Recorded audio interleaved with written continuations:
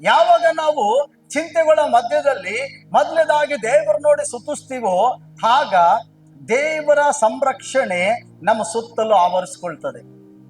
Alleluia. ನಮ್ಮ ವಿಶ್ವಾಸಗಳು ಸ್ಥಿರಪಡ್ತದೆ. ಯಾವಾಗ ನಾವು ಸಮಸ್ಯೆಗಳನ್ನ ನೋಡಿ, ಕಷ್ಟಗಳನ್ನ ನೋಡಿ ದೇವರ ಉಪಕಾರವನ್ನ, ದೇವರ ನಡೆಸುವಿಕೆಯನ್ನ, ದೇವರು ಒದಗಿಸಿಕೊಡುವುದನ್ನ ಸ್ತುತಿಸುವುದಿಲ್ಲವೋ, ದೇವರನ್ನ ಮಹಿಮೆಪಡಿಸುವುದಿಲ್ಲವೋ, ಆಗ ನಮ್ಮಲ್ಲಿ ಅಪನಂಬಿಗಸ್ತಿಕೆ ಬರ್ತದೆ. ಅರ್ಥ ಆಯ್ತಾ? ಅನೇಕ ಜನ ಸೋತು ಹೋಗೋದಕ್ಕೆ ಕಾರಣ ಏನಂತಂದ್ರೆ, ಅಗತ್ಯತೆಗಳು ಬಹಳ ಬೇಕು, ನಮ್ ಕೊರತೆಗಳು ಬಹಳ ಇದೆ.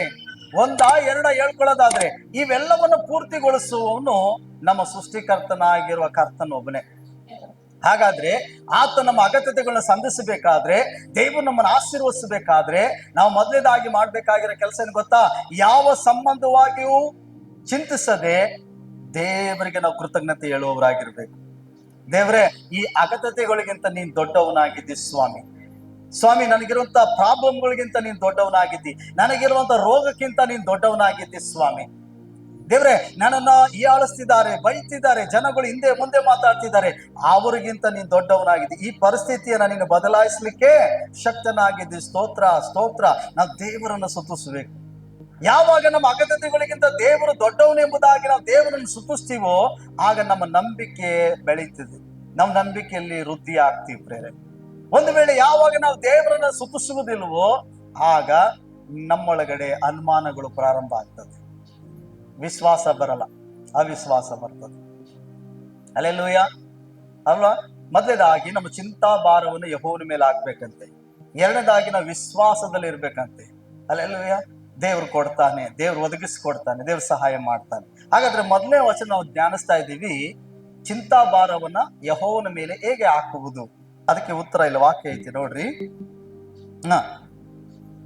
ಯಾವ ಸಂಬಂಧವಾಗಿಯೂ ಚಿಂತೆ ಮಾಡದೆ ಸರ್ವ ವಿಷಯದಲ್ಲೂ ದೇವರ ಮುಂದೆ ಕೃತಜ್ಞತಾ ಸ್ತುತಿಯನ್ನು ಪ್ರಾರ್ಥನೆ ವಿಜ್ಞಾಪನೆಗಳನ್ನು ಮಾಡುತ್ತಾ ನಿಮಗೆ ಬೇಕಾದದನ್ನು ತಿಳಿಯಲ್ಪಡಿಸಿರಿ.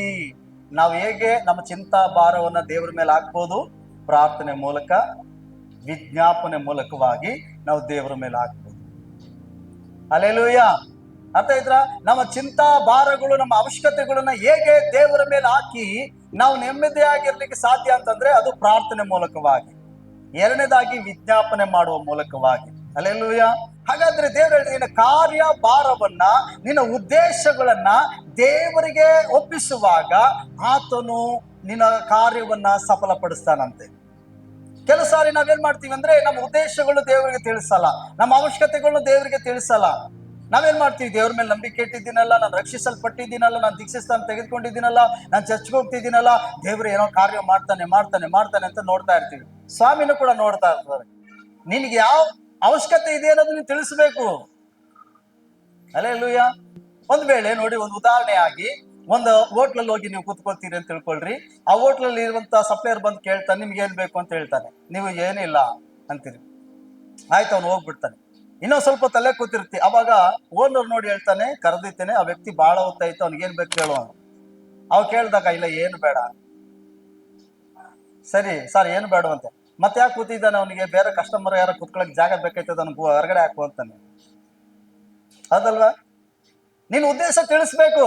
ಇಲ್ಲ ಸರ್, ನನ್ನ ಫ್ರೆಂಡ್ ಕಾಯ್ತಾ ಇದ್ದೀನಿ, ಇಲ್ಲ ನಮ್ಮ ಕುಟುಂಬದವ್ರು ಬರ್ತಿದ್ದಾರೆ, ಹಾಗಾಗಿ ಹೋಟ್ಲು ಇದು ಕೊಟ್ಟಿದ್ದೀನಿ, ಅಡ್ರೆಸ್ ಕೊಟ್ಟಿದ್ದೀನಿ, ಇಲ್ಲಿ ಬರ್ತಿದ್ದಾರೆ, ಅವ್ರು ಬಂದ್ಮೇಲೆ ಎಲ್ಲರೂ ಸೇರಿ ನಾಷ್ಟ ಮಾಡ್ತೀವಿ, ಊಟ ಮಾಡ್ತೀವಿ, ಅಲ್ಲಿ ಗಂಟ ಇಲ್ಲಿ ಕಾಯ್ತಾ ಇದ್ದೀನಿ ಅಂತ ನೀನು ಉದ್ದೇಶ ತಿಳಿದ್ರೆ ಅವ್ನು ಬಂದು ನಿನ್ ತೊಂದರೆ ಮಾಡಲ್ಲ. ನಿನ್ ಉದ್ದೇಶ ಅವ್ನಿಗೆ ಅರ್ಥ ಮಾಡಿಸಿದಾಗ ಅವನೇನ್ ಮಾಡ್ತಾನೆ ಅಂತಂದ್ರೆ, ಒಂದ್ಸಾರಿ ನೋಡ್ತಾನೆ, ಎರಡನೇ ಸಾರಿ ನೋಡ್ತಾನೆ, ಮೂರನೇ ಸಾರಿ ಅಂತಾನೆ, ಸಿಟ್ಟು ಬರ್ತದ ಅವನಿಗೆ. ಆ ವ್ಯಕ್ತಿಯ ಕುತ್ಕೊಂಡು ಬಹಳ ಹೊತ್ತಾಯ್ತು, ಅವ್ನಿಗೇನ್ ಬೇಕು ಬೇಡ, ಏನ ತಿಂತಾನ ಕುಡಿತಾನ ಕೇಳು, ಇಲ್ಲ ಅಂದ್ರೆ ಅಲ್ಲಿ ತೆಗೆದು ಹೊರಗಡೆ ಹಾಕೋನು. ದೇವರ ಬಳಿಗೆ ಬಂದ ಮೇಲೆ ದೇವರನ್ನು ನೋಡ್ತಾ ಇರಬೇಡ. ದೇವರು ನಿನಗೆ ಮಾರ್ಗವನ್ನು ಏರ್ಪಡಿಸಿದ್ದಾನೆ. ನಿನ್ನ ಚಿಂತಾಭಾರವನ್ನ, ನಿನ್ನ ಅವಶ್ಯಕತೆಗಳನ್ನ ದೇವರಿಂದ ಹೇಗೆ ಪಡ್ಕೋಬಹುದು, ಹೇಗೆ ನಿನ್ನ ಉದ್ದೇಶಗಳನ್ನ ಆತನಿಗೆ ತಿಳಿಸಬಹುದು, ಹೇಗೆ ನಿನ್ನ ಚಿಂತಾಭಾರಗಳನ್ನ ಆತನ ಮೇಲೆ ಹಾಕಬಹುದು ಅನ್ನೋದು ನಮಗೆ ತಿಳಿಸಿಕೊಟ್ಟಿದ್ದಾನೆ. ಆದ್ರಿಂದ ಯಾವ ಸಂಬಂಧವಾಗಿ ಯೋಚನೆ ಮಾಡದೆ, ಚಿಂತೆ ಮಾಡದೆ, ಸರ್ವ ವಿಷಯದಲ್ಲೂ ದೇವರಿಗೆ ಮಧ್ಯದಾಗಿ ಕೃತಜ್ಞತೆ ಸಲ್ಲಿಸಬೇಕು. ಎರಡನೇದಾಗಿ ಪ್ರಾರ್ಥನೆ ಮಾಡಬೇಕು, ವಿಜ್ಞಾಪಿಸ್ಬೇಕು. ನಮ್ಮ ಕಷ್ಟಗಳೆಲ್ಲ, ನಮ್ಗೆ ಅವಶ್ಯಕತೆಗೆ ಇರೋದೆಲ್ಲವನ್ನ ದೇವರಿಗೆ ತಿಳಿಸ್ಬೇಕು. ಹಲ್ಲೆಲೂಯ. ಆಗ ದೇವರ ಕಾರ್ಯಗಳು ನಮ್ಮಲ್ಲಿ ಪ್ರಾರಂಭ ಆಗ್ತದೆ. ನಾವೆಲ್ಲರೂ ಹಾಗಾದ್ರೆ ನಾವು ಪ್ರಾರ್ಥನೆ ಮಾಡ್ತಿಲ್ವಾ? ನಾವು ಅವಶ್ಯಕತೆಗಳಿಗಾಗಿ ನಾವು ದೇವ್ರ ಹತ್ರ ಕೇಳ್ತಿಲ್ವಾ? ಕೇಳ್ತಾ ಇದ್ದೀವಿ. ಆದ್ರೆ ಇಲ್ಲಿ ಎರಡನೇ ವಿಷಯದಲ್ಲಿ ತಪ್ತಾ ಇದ್ದೀವಿ. ಏನು? ದೇವ್ರ ವಾಕ್ಯ ಏನ್ ಹೇಳ್ತಿದೆ? ನಿನ್ನ ಚಿಂತಾ ಭಾರವನ್ನ ಯೆಹೋವನ ಮೇಲೆ ಹಾಕು.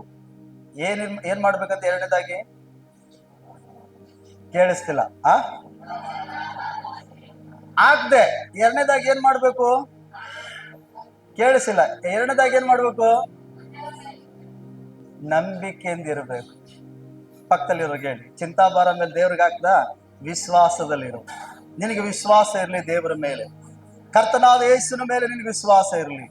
ಹಲ್ಲೆಲೂಯಾ. ನಾವು ದೇವರ ಬಳಿಗೆ ಹೋಗಿ ಪ್ರಾರ್ಥನೆ ಮಾಡ್ತೀವಿ. ದೇವರೇ, ನನಗ ಹಣದ ಸಮಸ್ಯೆ ಐತೆ, ಸಾಲ ಐತೆ, ಅಥವಾ ರೋಗ ಐತೆ, ಅಥವಾ ಮಕ್ಕಳ ಭವಿಷ್ಯ ಐತೆ, ದೇವ್ರ ಇದೈತೆ ಅದೈತೆ, ನಾವು ಕೇಳ್ಬೋದು, ದೇವ್ರ ಎಲ್ಲಾ ಪ್ರಾರ್ಥನೆ ಮಾಡ್ತೀವಿ. ಆದ್ರೆ ಎರಡನೇದಾಗಿ ನಾವೇನ್ ಮಾಡಲ್ಲ ಅಂದ್ರೆ ವಿಶ್ವಾಸ ಇಡಲ್ಲ. ಏನ್ ಮಾಡಲ್ಲ? ವಿಶ್ವಾಸ ಇಡಲ್ಲ. ವಿಶ್ವಾಸ ಇಟ್ಟರು ಒಂದು ಸ್ವಲ್ಪ ದಿನ ವಿಶ್ವಾಸ ಇರ್ತದೆ. ಯಾಕಂದ್ರೆ ನಾವು ಯಾವ್ದನ್ನ ನಂಬಿರ್ತೀವೋ, ದೇವ್ರ ಮೇಲೆ ಯಾವ್ದು ಬೇಡ್ಕೊಂಡಿರ್ತೀವೋ ಅದನ್ನ ಕೊಡ್ತಾನೆ ಅಂತ ಸ್ವಲ್ಪ ಕಾಲ ವಿಶ್ವಾಸ ಇರ್ತದೆ. ಒಂದು ವೇಳೆ ಅದು ಆಯಾಸವಾಯ್ತು ಅಂದ್ರೆ ತಡವಾಯ್ತು ಅಂದ್ರೆ, ಸರಿಯಾದ ಉತ್ತರ ಟೈಮ್ ಸರಿಯಾಗಿ ಬರ್ಲಿಲ್ಲ ಅಂತಂದ್ರೆ ವಿಶ್ವಾಸ ಬಿಟ್ಬಿಡ್ತೀವಿ. ಪ್ರಿಯರೇ, ದೇವರ ವಾಕ್ಯ ಏನ್ ಹೇಳ್ತದೆ ಅಂದ್ರೆ, ಸ್ವಾಮಿಗೆ ಹೇಳ್ತಾರೆ, ನೀವು ಪ್ರಾರ್ಥನೆ ಮಾಡಿ ಏನೇನನ್ನ ಬೇಡ್ಕೊಂಡಿದ್ದೀರೋ ಅದೆಲ್ಲವನ್ನು ನೀವು ಹೊಂದಿದ್ದೀರಿ ಎಂಬುದಾಗಿ ನೀವು ನಂಬ್ರಿ, ನಿಮಗೆ ಸತ್ಯವಾಗಿ ಹೇಳ್ತೀನಿ ಅದು ನಿಮ್ಗೆ ಸಿಗ್ತದೆ ಅಂತ ಹೇಳ್ತಾರೆ. ಹಾಗಾದ್ರೆ ನಾವು ಪ್ರಾರ್ಥನೆ ಮಾಡಕ್ ಹೋಗುವಾಗ ಜನರಿಗೆ ಏನಾಗಿರ್ತದೆ ಅಂದ್ರೆ, ನಮ್ಮೊಳಗಡೆ ಅನುಮಾನ, ಅಯ್ಯೋ ಇದು ನನಗೆ ಸಿಗ್ತದೋ ಇಲ್ವೋ, ಇದು ನನಗೆ ಹೊಂದ್ಕೊಳ್ತೀನೋ ಇಲ್ವೋ, ಅಯ್ಯೋ ದೇವ್ರು ನನ್ನ ಈ ಪರಿಸ್ಥಿತಿ ಬದಲಾಯಿಸ್ತಾನೋ ಇಲ್ಲೋ, ದೇವ್ರು ಮುಚ್ಚಲ್ಪಟ್ಟ ಬಾಗಿಲು ತೆರೀತಾನೋ ಇಲ್ವೋ, ಅಯ್ಯೋ ಆಡ್ಕೊಳ್ಳೋರ್ ಮುಂದೆ ನನ್ನನ್ನು ಮೇಲೆತ್ತಾನೋ ಇಲ್ವೋ. ನಾವು ಅನುಮಾನದಲ್ಲಿ ಹೋಗ್ತೀವಿ, ನಂಬಿಕೆ ಇಲ್ಲದವರಾಗಿ ಹೋಗ್ತೀವಿ, ನಮ್ಮ ಚಿಂತೆಗಳು ದೇವರ ಬಳಿಯಲ್ಲಿ ಬಿಚ್ಚಕ್ಕೆ ಹೋಗ್ತೀವಿ, ಚಿಂತೆ ಭಾರವನ್ನ ದೇವರ ಮೇಲೆ ಹಾಕಕ್ಕೆ ಹೋಗ್ತೀವಿ. ಆದ್ರೆ ವಿಶ್ವಾಸದಲ್ಲಿ ಹಾಕಲ್ಲ. ಹಾಗಾದ್ರೆ ನಾವು ತಿಳ್ಕೊಳ್ಬೇಕು, ನಾನು ಪ್ರಾರ್ಥನೆ ಮಾಡಿದ ಮೇಲೆ ನಾನು ನಂಬಬೇಕು ದೇವ್ರನ್ನ. ನಾನು ಚಿಂತಾ ಭಾರವನ್ನ ದೇವರ ಮೇಲೆ ಹಾಕಿದ್ದೀನಿ. ಈಗ ಆತ ನನಗೋಸ್ಕರ ಚಿಂತಿಸ್ತಾನೆ, ಆತ ನನಗಾಗಿ ಕಾರ್ಯಗಳನ್ನ ಮಾಡ್ತಾನೆ. ನಾವು ನಂಬಿ ಬರಬೇಕು. ಹಲ್ಲೆಲೂಯಾ. ನಾವು ನಂಬಿ ಎದುರು ನೋಡ್ಬೇಕು.